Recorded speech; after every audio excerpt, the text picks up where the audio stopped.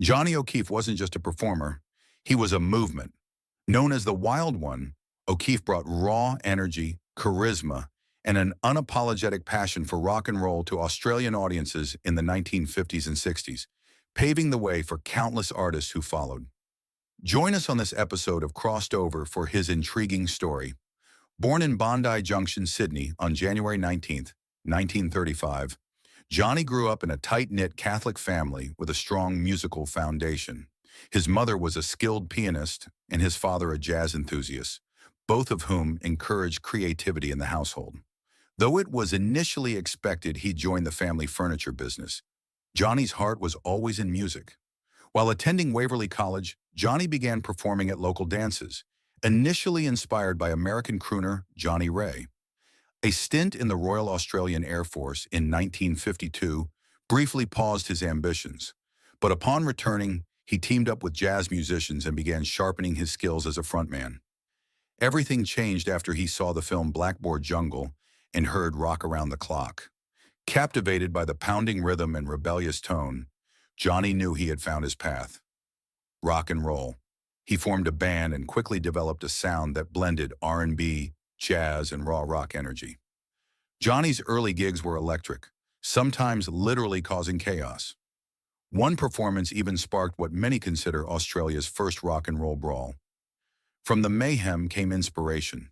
In 1958, Johnny co-wrote The Wild One, a track that channeled pure adrenaline and marked the birth of true Aussie rock. Its release cemented his legacy and gave him the nickname that would stick for life. He wasn't a textbook heartthrob or the most polished vocalist, but what he lacked in polish, he made up for in spirit. He was a tireless promoter, handing out records, hanging posters, and importing the latest U.S. rock vinyl for inspiration. He even secured a spot as host of 6 O'Clock Rock, the first nationally broadcast rock show in Australia. As the 60s rolled in, O'Keefe faced personal challenges. A serious car accident in 1960 left him with severe injuries, marking the beginning of his struggles with mental health and addiction. Despite setbacks, he scored hits like I'm Counting on You and continued appearing on television, launching The Johnny O'Keefe Show and later Where the Action Is. By the late 60s, musical tastes had shifted toward the Beatles and psychedelic rock. Though no longer a chart topper, Johnny remained a dynamic live act, performing everywhere from cabaret clubs to agricultural fairs. In 1973, he won over a skeptical crowd at the Sunbury Rock Festival, proving that he still had the spark. Johnny's final chart hit came in 1974 with Mockingbird, a duet with Margaret McLaren.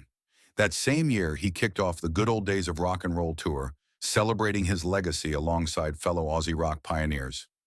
In 1978, Johnny passed away at just 43 years old from heart failure related to prescription medication. He left behind a powerful legacy: 29 top 40 hits, over 100 recorded works, and a reputation as the godfather of Australian rock. His daughter Vicki O'Keefe has kept his memory alive through a tribute show filled with stories, music, and heartfelt moments.